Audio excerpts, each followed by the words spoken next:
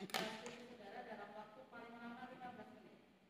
Setelah itu akan dilanjutkan sesi yang kedua, yaitu tanya jawab oleh penguji. Kemudian nanti sesi ketiga adalah pembacaan berita acara hasil sidang skripsi, dan yang terakhir nanti adalah foto. Baik, untuk meningkat waktu kita memasuki acara yang pertama. Sebelum saudara mempresentasikan hasil skripsi saudara, kami persilakan saudara untuk berdoa terlebih dahulu agar pelaksanaan sidang skripsi hari ini berjalan dengan lancar dan Anda diberikan kemudahan. Baik, berdoa, dipersilakan.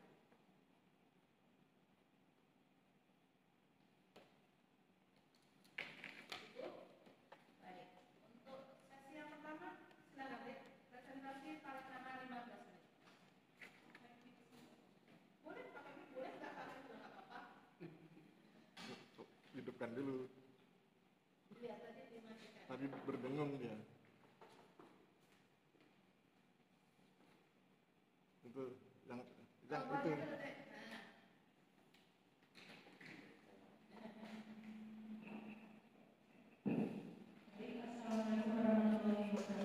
Waalaikumsalam warahmatullahi wabarakatuh. Terima kasih atas kesempatan yang telah diberikan. Yang terhormat Bapak Ibu dosen penguji. Jadi saya akan mempresentasikan skripsi saya yang berjudul Pengaruh Potensi Lahan Pertanian terhadap Produksi Pangan dan Kemampuan Pemenuhan Kebutuhan Pangan Penduduk, Studi di Kelurahan Sidomulyo, Kabupaten Kemudian, Kabupaten Sleman. Latar belakangnya, bahwa seiring bertambahnya waktu, jumlah penduduk di setiap tahunnya terus meningkat, dan ketika penduduk bertambah, otomatis kebutuhan juga ikut naik, baik itu kebutuhan pangan, tempat tinggal maupun lahan untuk usaha. Tapi permasalahannya, luas lahan yang tersedia itu cenderung tetap, bahkan banyak lahan pertanian yang sekarang mulai berubah fungsi menjadi perumahan, pertokoan atau kepentingan non-pertanian lainnya. Tentu hal ini menimbulkan kekhawatiran kalau lahan pertanian makin berkurang, lalu bagaimana dengan produksi pangan kita? Apakah kita bisa tetap mencukupi kebutuhan masyarakat, terutama di tingkat lokal?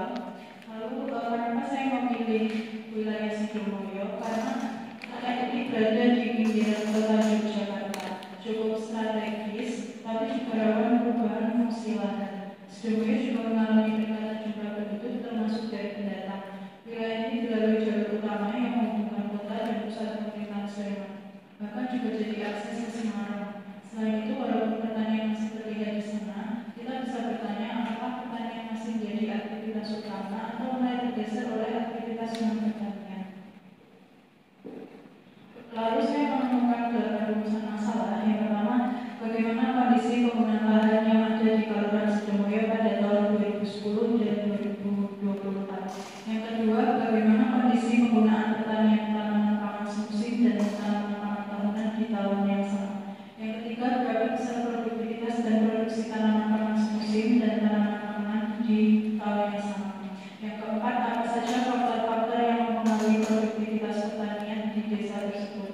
Yang kelima, bagaimana strategi untuk meningkatkan produktivitas pertanian di wilayah tersebut.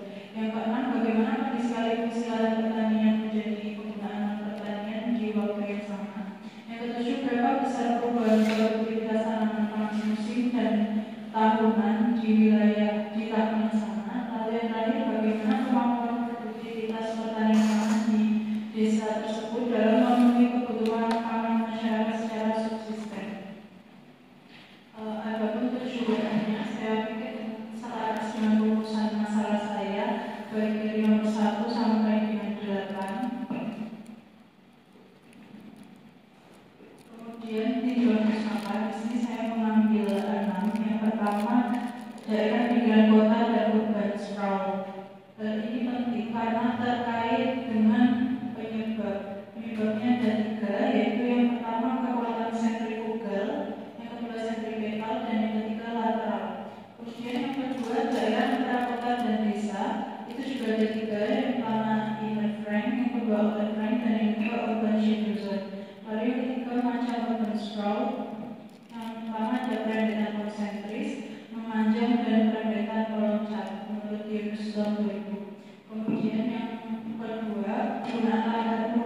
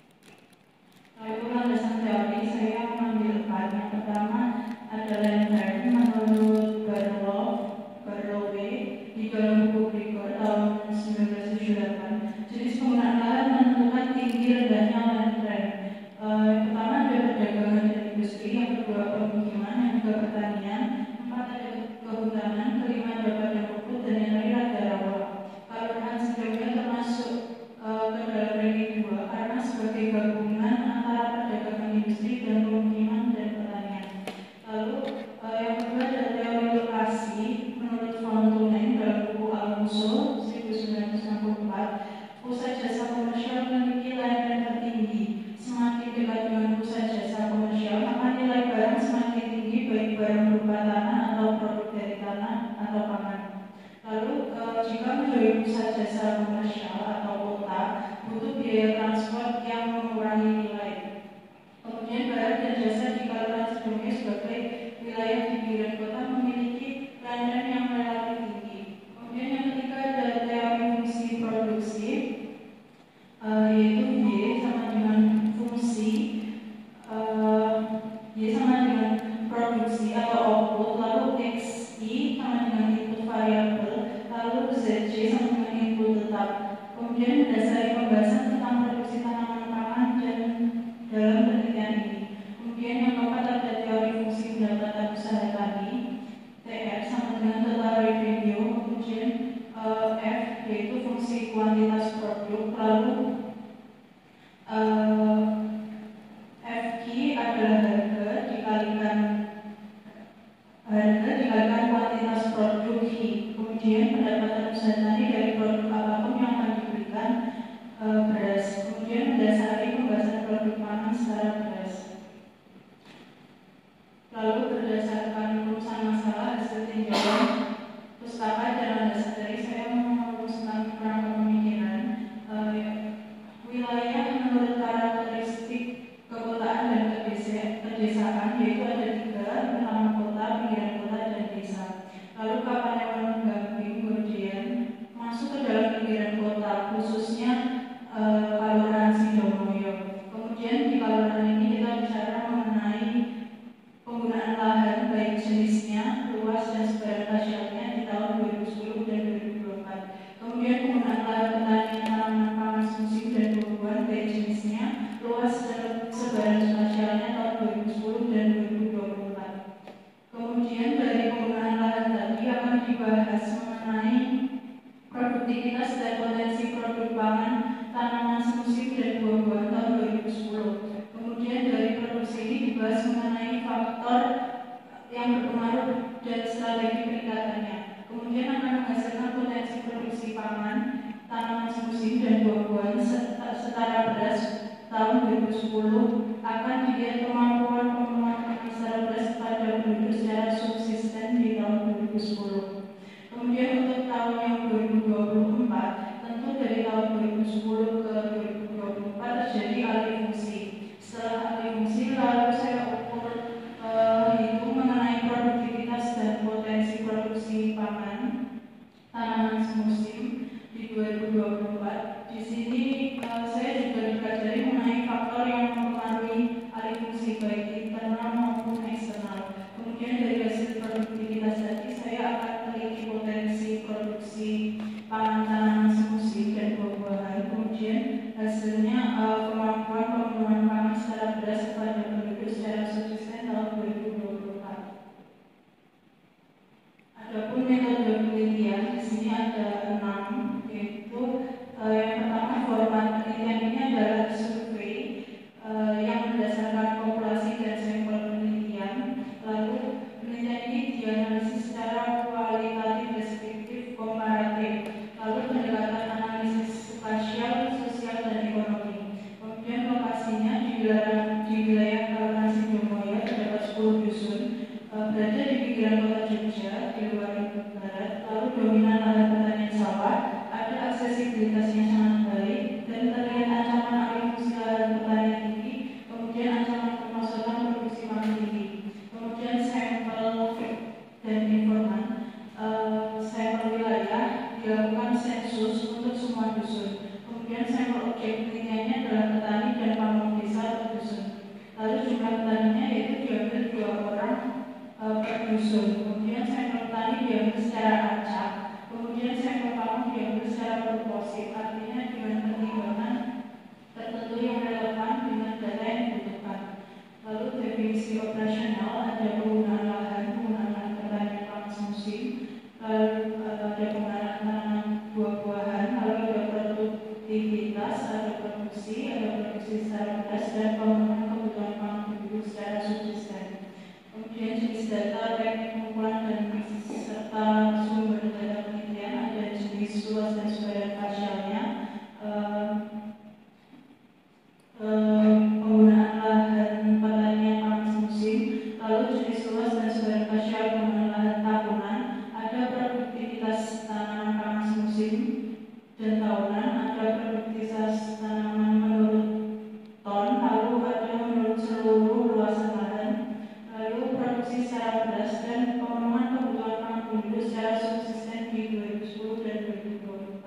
Lalu teknik analisis data dari data spasial dan tekstual atau data mentah saya kumpulkan, maka saya lakukan sortasi data atau memilah data mengunjungi yang tidak relevan. Kemudian saya klasterisasi data, lalu saya kelompokkan sesuai dengan jenisnya. Kemudian saya olah. Dalam pengolahan dilakukan perhitungan, kemudian disajikan data berupa tabel atau peta. Kemudian membahas data secara ilmiah, lalu menjawab pertanyaan penelitian dan rumusan masalah. Kemudian menarik kesimpulan dan merumuskan syarat. Lalu kondisi umum pertanian di Sidoarjo secara geografis, bagian wilayah Kabupaten Sleman, kemudian ada penduduknya berjumlah kurang lebih sekitar seperti ini. Kemudian penggunaan lahannya seperti itu. Kemudian di dalam wilayah Sidoarjo ada produktivitas tanaman padi, jagung, kacang tanah, mangga, rambutan, dan nangka.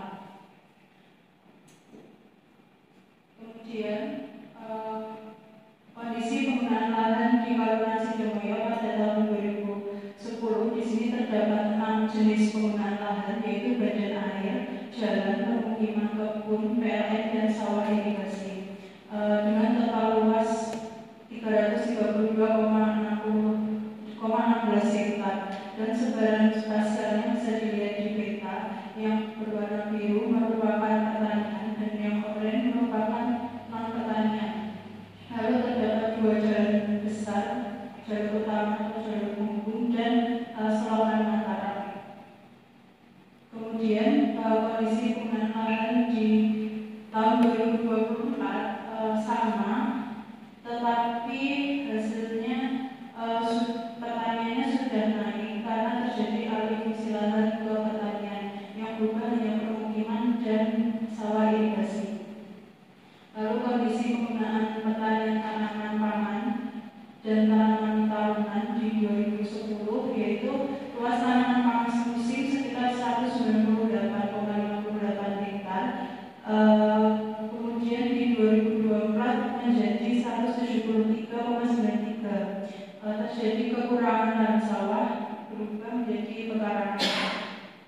Kemudian alih fungsi lahan pertanian di tahun 2010 dan 2024, luas pangan tanaman pangan semusim 2010 sekitar 198,58 hektar. Kemudian luas tanaman pangan di 2024 sekitar 173,93 hektar. Terjadi alih fungsi lahan sekitar 24,65 hektar.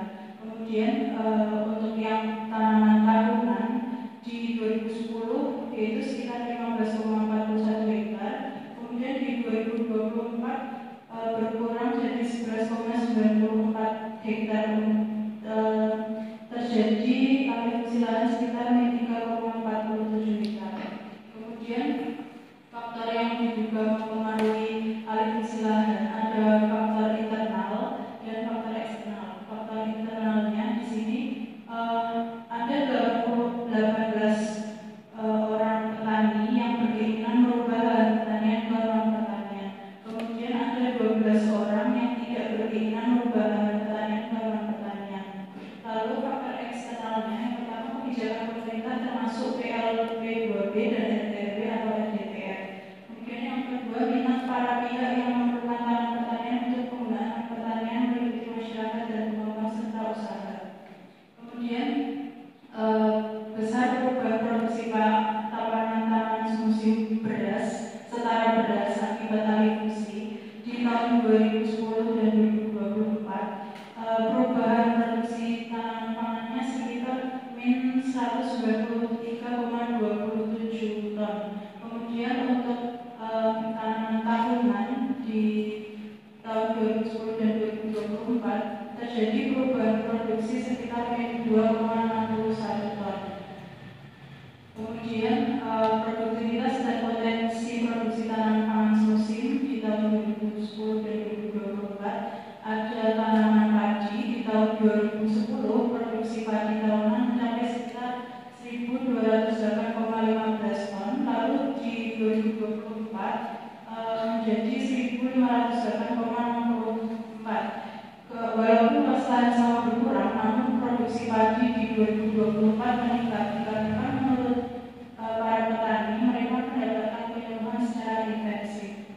Kemudian produktivitas tanaman jagung di 2010 produksi jagung tahunan mencapai sekitar 1.362,39 ton. Kemudian di 2024 menjadi berkurang yaitu 1.267,52 ton.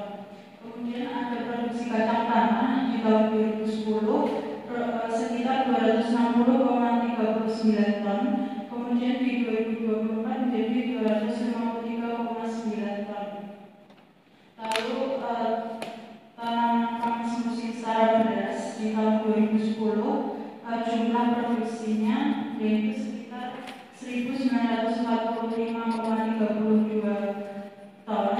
Lalu di 2024 itu menurun menjadi 1.714,61. Kemudian produktivitas potensi produksi tanaman mangga atau tahunan di 2010 produksi buah mangga sekitar 25,71 kuintal, lalu di 2024 jadi 26,95 kuintal, jadi sedikit kenaikan. Lalu tanaman rambutan di 2010 produksi buahnya mencapai 90,2 kuintal, lalu di 2024 menjadi 94,36 kuintal, terjadi kenaikan. Lalu produksi tanaman nangka di 2010 sekitar 12,59 kuintal, di tahun 2004 menjadi 13,20 kuintal. Lalu tanaman pangan buah secara beras di tahun 2010 jumlah produksinya yaitu 22,56 ton, lalu di 2024 mengalami kenaikan sejumlah 23,78 ton. Lalu hasil estimasi kemampuan pemenuhan kebutuhan pangan penduduk yaitu di wilayah Sidoarjo jumlah penduduknya mencapai 8.165 jiwa. Kemudian kebutuhan pangan secara berasnya mencapai 663,24 ton per tahun. Lalu ketersediaan pangan secara berasnya yaitu 1.809,29 ton, mengalami surplus. Lalu kesimpulan yang pertama, jenis penggunaan lahan yang ada di Kabupaten Sidoarjo pada tahun 2010 dan 2024 adalah sama, yaitu yang pertama ada badan air, jalan, permukaan, kebun campuran, PLN, dan sawah irigasi. Luas penggunaan lahan yang berubah adalah permukiman bertambah dan kebun campuran dan sawah irigasi berkurang. Yang kedua, jenis penggunaan lahan pertanian tanaman pangan musim dan tanaman pangan tahunan buah-buahan yang menonjol jumlahnya dan sering ditanam tanaman pangan musim dan tanaman pangan tahunan buah-buahan. Jenis tanaman pangan musim tersebut meliputi padi, jagung, dan kacang tanah. Lalu jenis tanaman buah-buahan tahunan yaitu ada mangga, rambutan, dan nangka. Luas tanam di masing-masing wilayah pedusunan berbeda antara jenis tanaman tersebut, baik jumlah pangan musim maupun buah-buahan. Lalu ketiga, besar produktivitas tanaman pangan musim dan buah-buahan di Sidoarjo relatif meningkat pada tahun 2024 dibandingkan 2010. Hal ini disebabkan oleh petani pada tahun 2004 sudah lebih terliterasi mengenai cara bertani yang lebih baik. Oleh karena adanya penyuluhan dan pendampingan teknis dilakukan oleh para penyuluh pertanian yang juga lebih intensif. Lalu ada faktor fisik dan non fisik. Faktor fisiknya meliputi iklim, topografi, tanah reposol,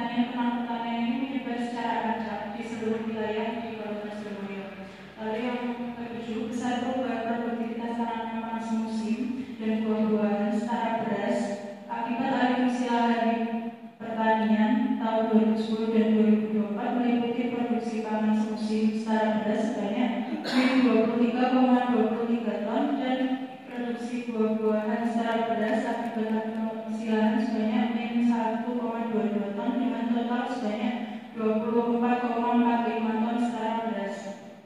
Kemudian yang terakhir, kemampuan potensi produksi tanaman pangan dalam memenuhi kebutuhan pangan penduduknya setara beras secara subsisten di Kelurahan Sidomulia pada tahun 2004 adalah surplus atau melebihi dengan angka kebutuhan pangan secara beras sebesar 663,24 ton di tahun untuk penduduk 8.165 jiwa dan jumlah ketersediaan pangan secara beras sebesar 1.809 ton per tahun.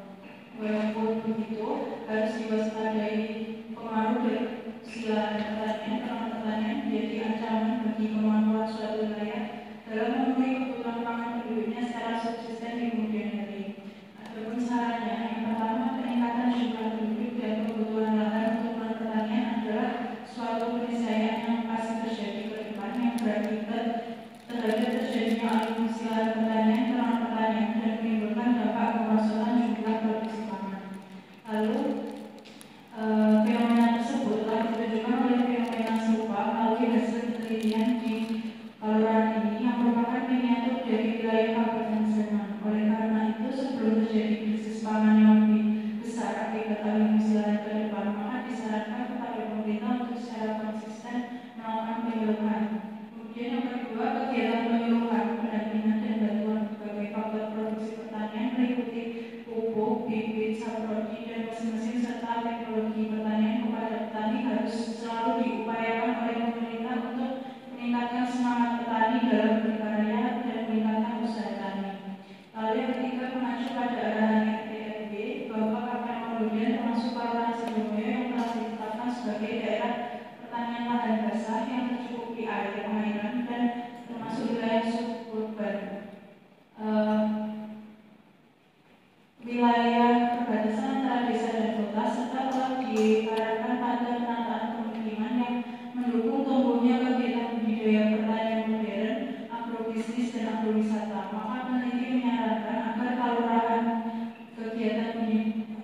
Kelurahan Sidomulia untuk lebih memanfaatkan intensifikasi lahan pengarahannya dan mengoptimalkan tanah sawahnya untuk diusahakan agrobisnis dengan komoditi yang bernilai ekonomi tinggi seperti semangka, melon, dan sebagainya dengan pendampingan dari Dinas Pertanian Kabupaten Sleman. Sekian presentasi dari saya. Saya kembalikan ke Terima kasih. Mau minum nggak? Mau minum nggak? Boleh minum. Iya, karena kamu presentasinya panjang. Kira-kira berapa? 15 menit, 25 menit. Mau minum nggak? Boleh, silakan minum dulu. Boleh. Baik. Untuk berikutnya, sesi yang kedua adalah sesi tanya jawab terkait dengan studi sudah peneliti. Yang pertama, kami persilakan Pak Aistiono memberikan pertanyaan kepada peneliti. Silakan. Ya, terima kasih Bu Widi. Assalamualaikum warahmatullahi wabarakatuh. Yang saya hormati Bu Widi, Pak Sentot, Mbak Astrid. Tolong tayangkan yang rumusan masalah.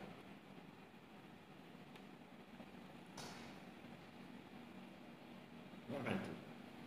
Rumusan masalahmu itu banyak sekali. Biasanya kan kita paling 3, 2. Saya aja kalau kita paling cuma 2. Kamu kan ada 8. Nah, ketika kamu punya rumusan masalah yang sebanyak ini, kamu kan butuh kemampuan mengorganisir 8 pertanyaan itu. Sehingga kemudian kamu nanti tahu ceritanya, mana yang input, mana yang proses, mana yang output, mana yang outcome gitu ya. Saya pengen tes, mana yang outcome di rumusan masalahmu itu. Outcome-nya mana? Jadi kalau pakai konsep Pak Contoh sering bilang hulu hilir itu loh. Input, proses, ada inputnya tuh, diproses, kemudian ada outputnya, hasilnya, ada outcome-nya, dampak. Dari 8 ini yang mana yang dampak, yang outcome?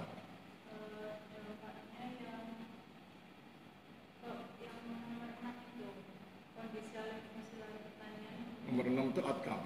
Ya, dan nomor 8 saat perubahan produktivitas. Kondisi alih fungsi lahan itu dampak. Kamu yakin? Mana yang dampak? Kondisi alih fungsi lahan atau produktivitas?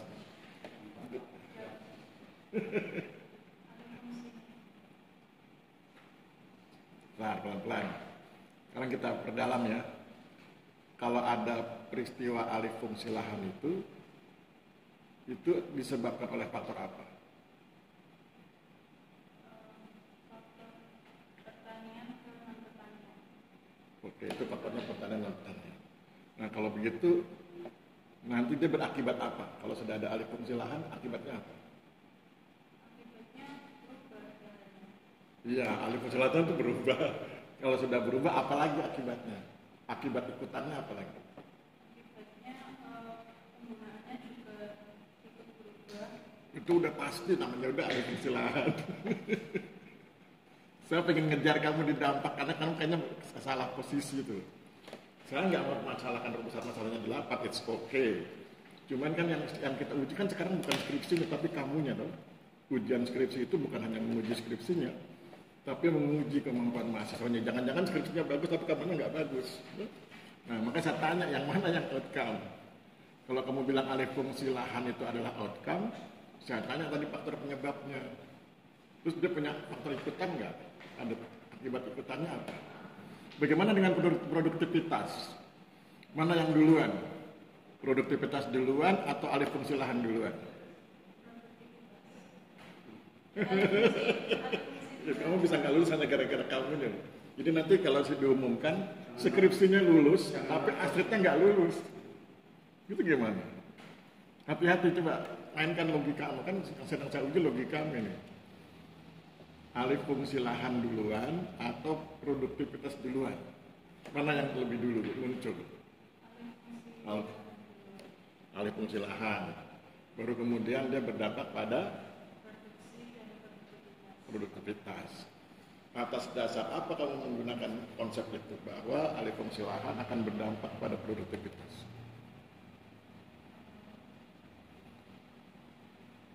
Apa dasar logikanya? Saya senang main logika. Pakai logika aja. Nggak ada di teks. Orang yang saya uji kamunya bukan skripsinya. Kan kalau misalkan alih fungsi lahannya berubah, misalnya ada pertanian, kemudian pertanian itu dijadikan non pertanian, kemudian itu berpengaruh sama tanaman yang di situ, Pak. Ya jelas berpengaruh kan dari pertanian ke non pertanian ya jelas tuh. Nggak ada lagi tanamannya jadi non pertanian kok. Nah kalau itu saya akan kejar itu. Apakah layak kamu membandingkan dua hal yang tidak apple to apple kan? Produktivitasnya beda itu, produktivitas tanah pertanian dengan produktivitas tanah non pertanian kan beda. Bagaimana kamu bisa menyetarakan itu?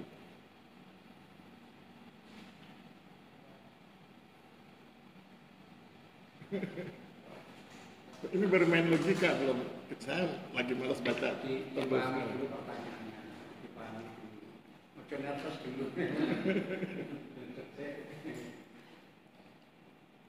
Ayo Astrid. Dipahami dulu. Alih fungsi lahan berdampak pada produktivitas. Bayangkan dulu. Nah, alih fungsi lahan kan berdampak pada. Jadi nomor 6 itu nanti dampaknya ke nomor 7 toh. Nah, oke, saya setuju. Tapi kemudian tadi kan kamu kasih alasan dari pertanian ke non pertanian. Terus saya bilang saya keberatan. Karena itu dua konsep produktivitas yang berbeda. Satu produktivitas pertanian, satu produktivitas non pertanian. Bagaimana kamu bisa menyetarakan dua konsep yang berbeda itu gitu loh. Bagaimana caranya agar dua hal itu bisa dibandingkan dari non pertanian dari pertanian ke non pertanian? Bagaimana caranya?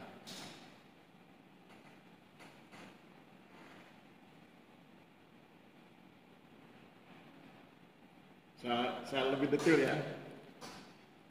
Lihat saya aja, nggak usah lihat itu, nggak ada di situ. Saya udah baca skripsimu. Lihat saya aja supaya kamu bisa mainkan logikanya. Kan alih fungsi lahan nih, tadinya kan pertanian, terus berubah jadi non pertanian. Terus kamu bilang produktivitasnya meningkat, saya bilang oke. Tapi saya keberatan karena itu kan dua konsep yang berbeda, satu produktivitas pertanian, satu produktivitas non pertanian. Pertanyaannya adalah bagaimana caranya agar dua hal yang berbeda itu bisa dibandingkan. Bahwa ini meningkat, bagaimana caranya? Produksinya benar jelas, satu produksi pertanian, satu produksi non pertanian, kan beda itu. Satu memproduksi misalnya ember, satu memproduksi jeruk, beda itu. Terus bagaimana agar bisa disetarakan, bisa dibandingkan? Bagaimana caranya?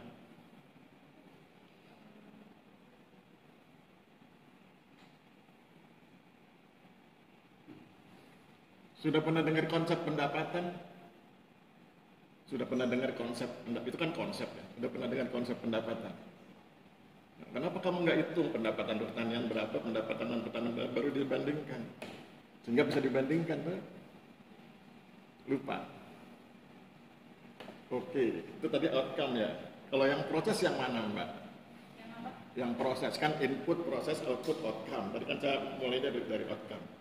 Sekarang kalau yang proses mana? Dari 8 ini, yang masuk kategori proses mana? Prosesnya Nomor berapa?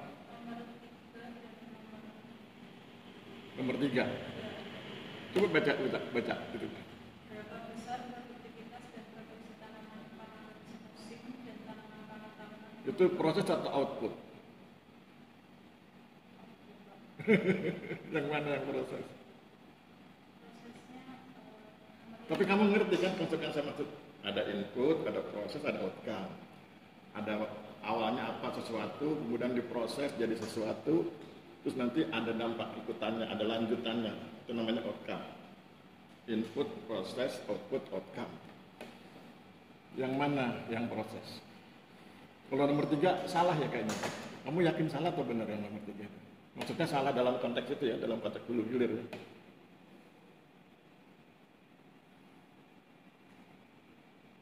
Kita sedang menganalisis hulu hilir untuk rumusan. Jadi rumusan masalahmu ini saya pertanyakan bukan substansi tapi posisinya dalam konteks hulu hilir itu. prosesnya nomor 8 Pak. Kemampuan Nomor 8. Kenapa kamu nggak lihat nomor 4? Kenapa kamu nggak lihat nomor 5? 4 dan 5 itu proses bukan? Bahwa ada faktor. Kamu misalnya gini, kamu punya plastik nih, mau dijadikan ember, kan ada prosesnya tuh. Ada faktor-faktor yang bisa membuat dari plastik jadi ember, ada alatnya, ada ini, ada strateginya gitu kan? Itu. Kalau gitu ganti nanti kelamaan di sini. Landasan teori. Nah ini, kamu pakai punyanya von Thunen kan? Tahun berapa teori von Thunen itu?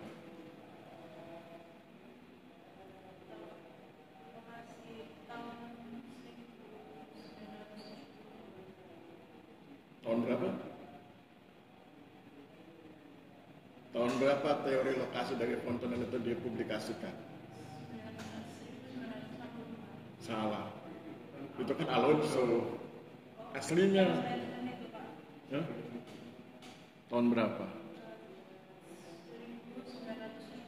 Salah. Oh, lebih salah lagi itu aja salah Alonso, apalagi yang 78.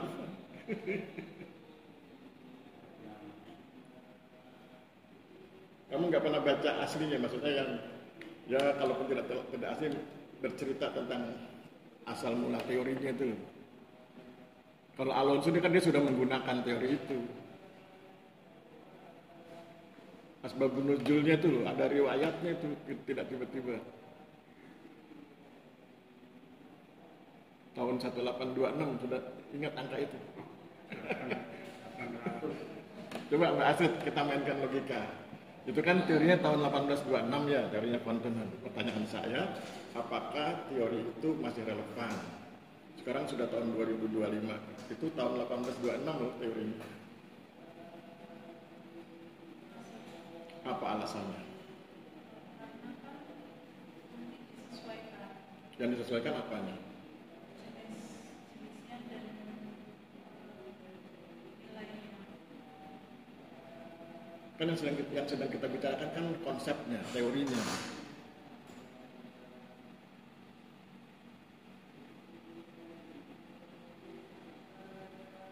Karena ada teori yang lebih baru, Mbak Astrid.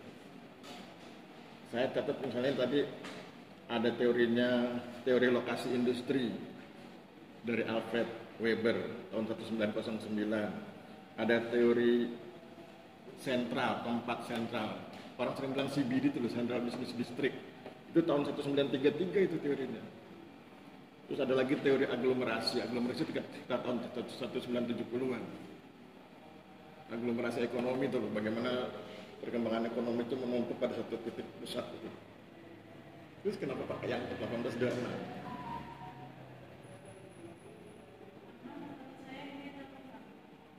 Apa buktinya relevan? Ya, tolong buktikan di halaman berapa di skripsi Mbak Astrid yang menunjukkan bahwa teori kontinennya itu relevan.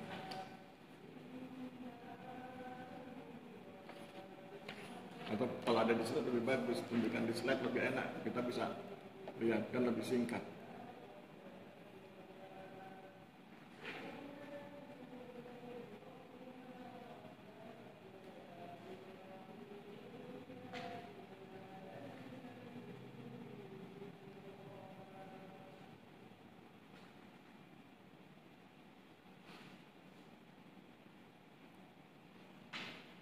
Di slide nggak ada, Pak.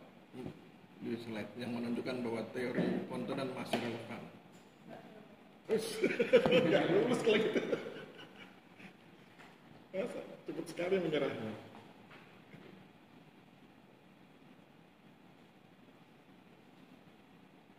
Nggak mungkin nggak ada. Kan slide ini kan cerita tentang isi skripsi, betul?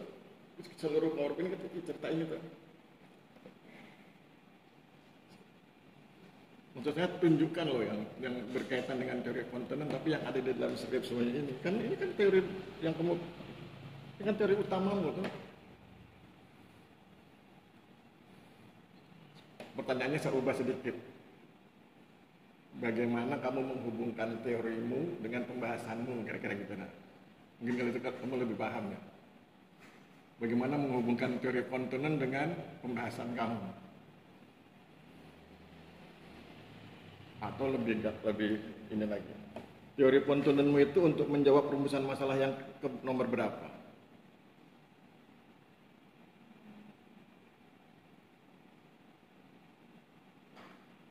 Kan ada 8 rumusan masalah. Nah, teori kontinen itu untuk menjawab perumusan masalah yang nomor berapa?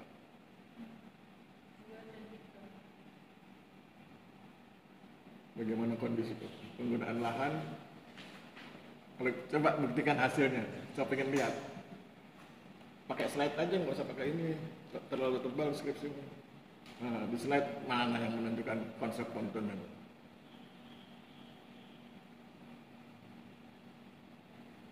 Mana itu? Apa hubungannya itu dengan kontinen? Kamu tahu teorinya kontinen nggak? Jangan-jangan kau nggak tahu juga.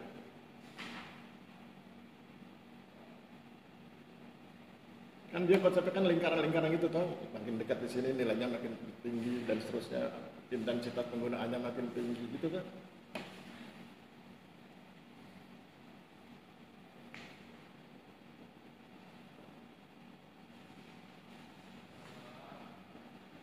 Terus mana? Ini kamu yakin ini ada hubungannya dengan kontinen? Hah? Coba jelaskan bagaimana cara menjelaskannya bahwa ini ada hubungannya.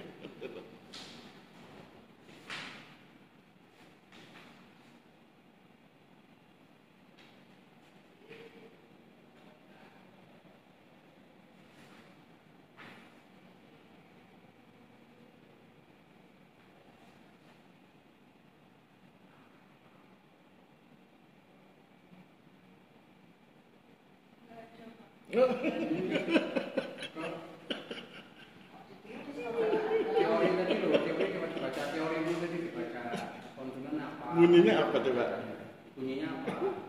Misalnya yang paling erat dengan masalahnya yang mana? Coba dilihat itu teori tadi loh, teori tadi. Teori. Nah, coba dibaca itu. Baca dulu. Kalau gitu kau baca pakai suara biar internalisasi konsep. Kamu ngomong pakai suara. Pusat jasa komersial memiliki lab tertinggi. Semakin dekat dengan pusat jasa komersial, maka nilai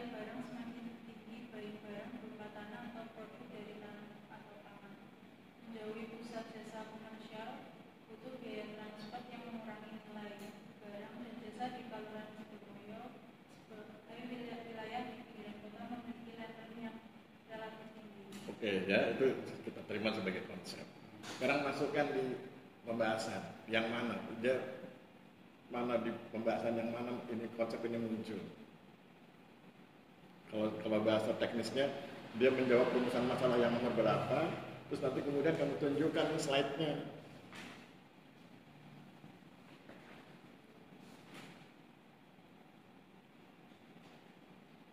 Itu saya belum tanya yang Barlo sekarang stres lagi. Sudah, yang mana? Nanti sudah itu baru kau terangkan kayak kita bertiga. Ini hubungannya dengan konten begini, konsepnya begini gitu loh. Kalau itu kan cuma data, kamu yang harus cerita kan.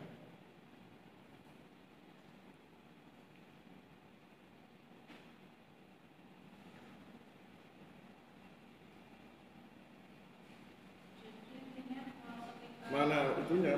Tunjukkan pembahasannya yang mana? Tayangkan pembahasan yang menunjuk itu wujud dari penerapan konsep konten itu.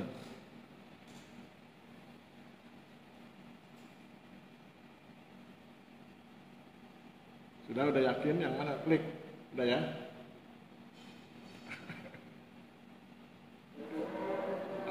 Kita cancel dulu ya. Mau merenung dulu lah.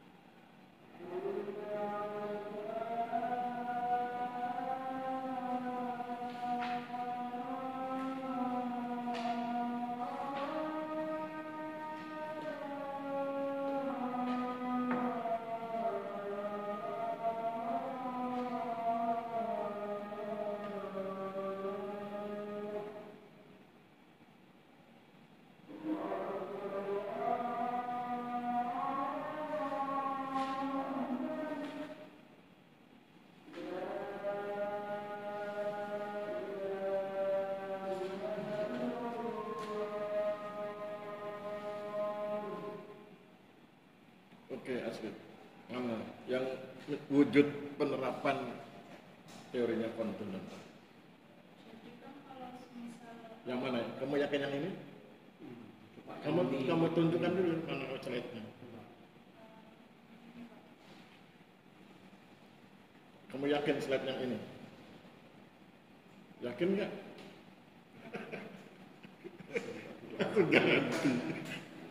Sudah yakin? Oke, sekarang jelaskan. Apa hubungannya slide itu? Ini kan data tuh.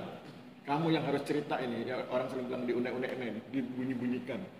Coba kamu cerita, apa hubungannya slide ini dengan teorinya Konten? Produksi pangan tanaman semusim secara beras kan di tahun 2010 itu kan sebesar 1.918,92 ton. Kemudian di 2024 produksinya mengalami penurunan jadi 1.725,65 ton. Lalu perubahannya sekitar min 190. Apa hubungannya dengan teori Konten? Soalnya terkurang oleh jarak dan biaya produksi kan biaya beras. Oke, biar cepat. Saya bilang salah dulu ya. Karena biar cepat. Kamu harus tahu teori komponen itu biar bicara tentang teori pusat. Jadi kalau ini ada pusat, makin dekat ke pusat, remnya kan tinggi. Kenapa remnya tinggi? Karena intensitas penggunaannya tinggi. Jadi sebetulnya teori komponen itu nggak bicara tentang produktivitas, tapi bicara tentang intensitas. Berarti bicara tentang alih fungsi lahan. Teori komponen itu mendukung bahwa alih fungsi lahan itu lebih intens, lebih tinggi derajatnya itu di sekitar pusat. Jadi bukan yang ini harusnya slide-nya. Kamu kan punya slide yang alih fungsi lahan tuh yang luas. Itu tadi ada fungsi. Nah, yang alih fungsi tadi. Yang tadi pertama tadi. Misalnya tadinya sekian jadi luas. Nah itu ini dari komponen. Coba ini faktor bikin yang tadi yang tadi yang dimaksudkan yang tadi pertama yang tadi Yang dampak. yang tadi yang pertama kamu tunjukkan yakin ini yang alih fungsi yang min Nah itu. ini juga boleh tapi yang tadi juga boleh. Contoh coba ini beluran, dukuh. Pak Aris juga dengan beluran juga. Nah, beluran kamu tahu kan? Sitomoyo bagian mana? Utara. Dia dilewati jalan utama enggak? Walaupun dia mungkin bukan kota jalan ini, jalan aksesibilitas yang sekarang ramai itu juga menjadi sentral. Nah, mengapa dia kalau ininya lebih intens? Coba kurang berapa itu? Min 5,62 kan? Intens, kemudian Karanglo juga begitu, Karandon, jadi sawah-sawahnya itu dilalui oleh jalan-jalan itu. Nah, jalan-jalan itu sekarang menjadi center of activity. Rumah itu di dekat situ. Nah, utamanya benar nggak hafal. harus tahu persis, itu logikanya. Gitu ya. Oke, Bu Widi cukup saya pikir. Aku tak izin tipis dulu. Iya, mau. Oke, lanjut ya, Dek. Tipis. Baik, yang berikutnya saya akan mulai dari abstrak dan intisari kamu. Di situ kamu sampaikan terkait dengan metode di pada harusnya kualitatif. Kemudian ketika kualitatif harus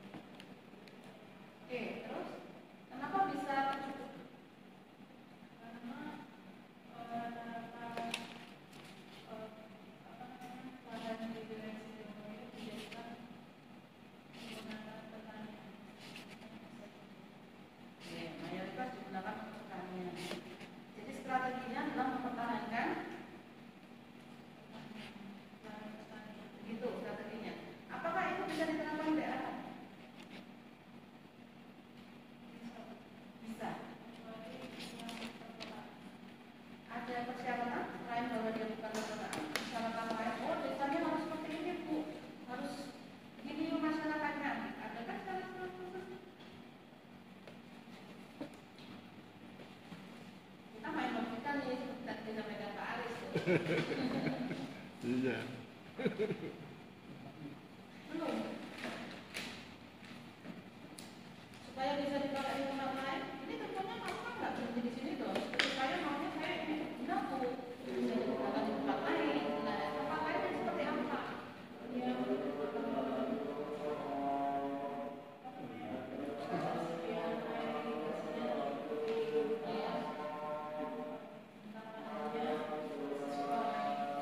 sesuai seperti apa dong?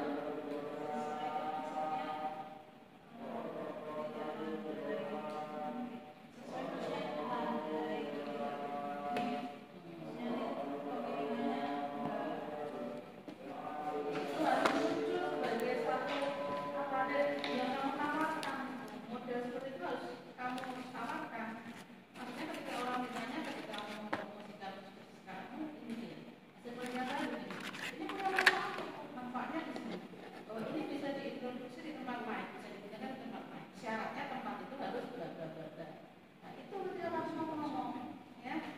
Kemudian terkait dengan substansi, Allah mulai diterangkan kerangka apa ya, kerangka konsep berpikir kamu kalau dari segi hukum berkaitan dengan skripsi kamu ini. Aturannya pijakan awalnya dari mana?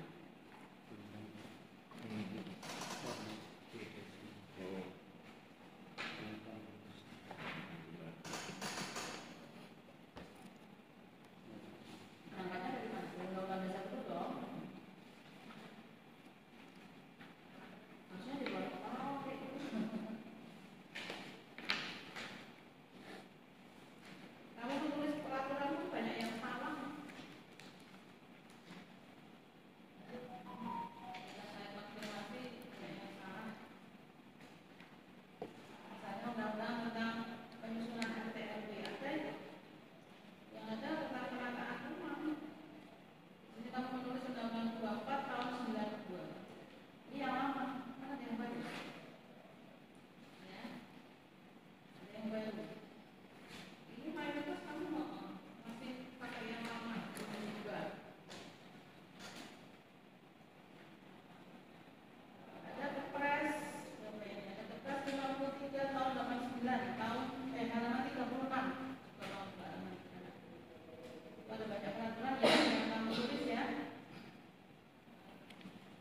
Ini harus kamu urutkan di sebuah dilapisnya. Yang tadi dilapisnya konsepnya seperti apa? Kalau dari segi hukum ketika kamu membuat skripsi.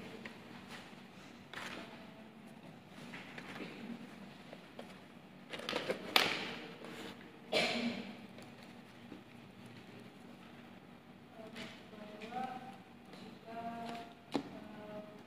pemerintah harus melindungi lahan coklatnya karena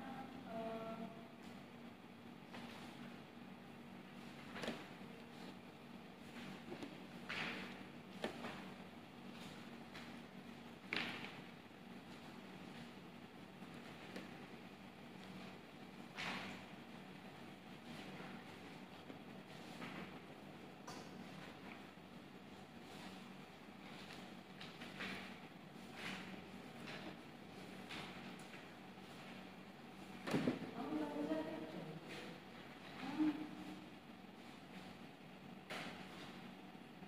Iya, kamu tidak belajar.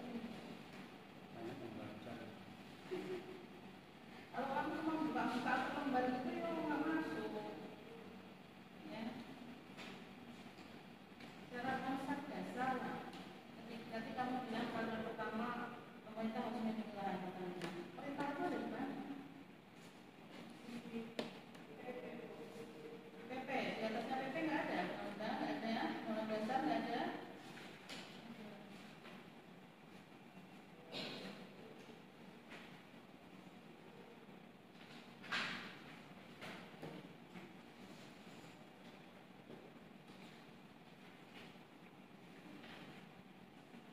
Geografi itu undang-undang berapa?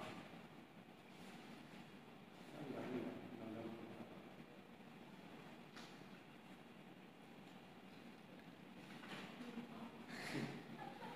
Blank. Ya asik, kamu harus belajar deh. Ini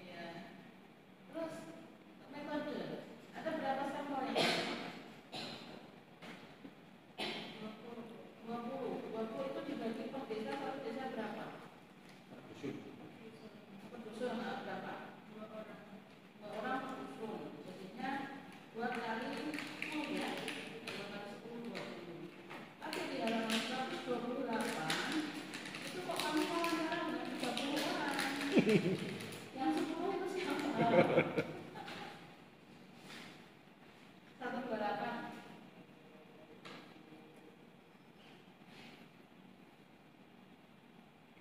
Kalau kamu bisa enggak lah dia bertanya sikap petani dan negara kok. Siapa yang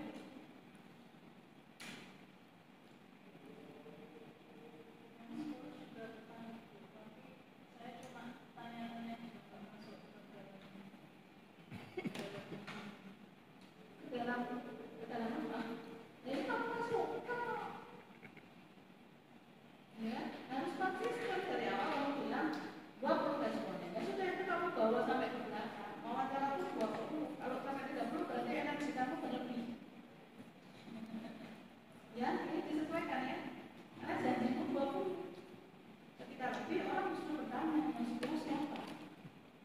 Jadi saya coba cek loh beta. Memang kalau kamu biasanya 10 ya, jadi mungkin 30. Tetapi ketika ini judulnya adalah judul kajiannya kondisi sikap petani, berarti kan petani. Ya, disesuaikan ini. Jangan-jangan mau bertanya ke siapa ini? Tetangga desa lain atau bagaimana? Ya. Terus tabel dan gambar saya masih menemukan yang agak penomorannya masih berantakan deh. Iya, ada yang dia menyebutkan sebagaimana tabel berikut ini kan harusnya cepat tabelnya itu di bawahnya. Jadi kalimat tersebut itu di atas, tetapi tabelnya di bawah. Kan harusnya tabel dulu, baru sebagaimana tabel tersebut, nah ini kan menyebut di atasnya. Kan nggak mungkin orang menyebut ke bawahnya kan? Termasuk di halaman 65, di halaman 133, tabel 6.5. Sumbernya hasil analisis tabel 7.18 dan tabel 7.20. Padahal dua tabel ini ada di belakang dari tabel ini. Kan jadi pembacanya bingung.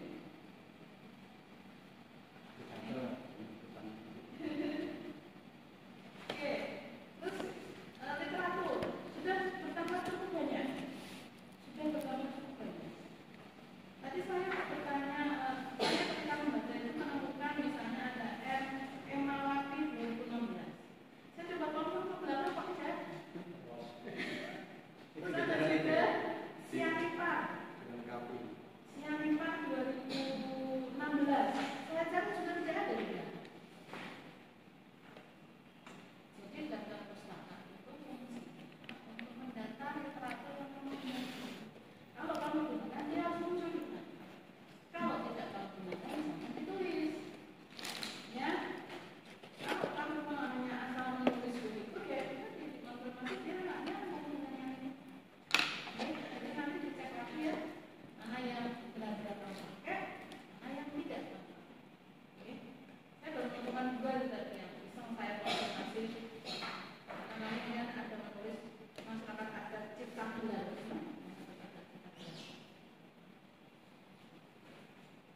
Halaman 34.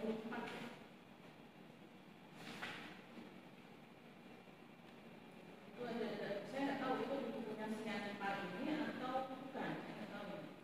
Karena Sianiparnya itu di depan, mengutip sumbernya. Gimana bisa? Ini saya tahu nih. Oke, baik, jadi saya cukup Pak stop, kami silakan untuk berikutnya. Harus bertanya, harus bertanya.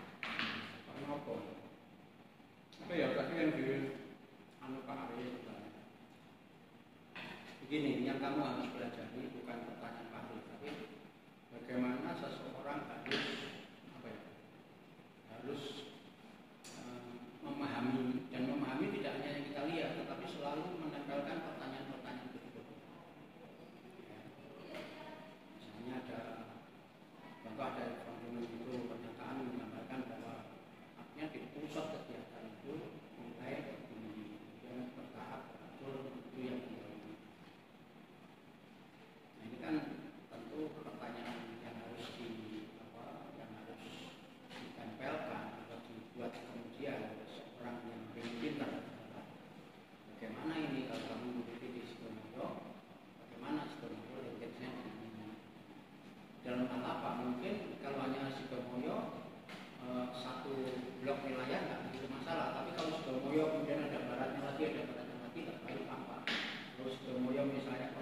pendapat dari yang ini berarti itu salah teori, itu salah pendapat atau salah penyampaian.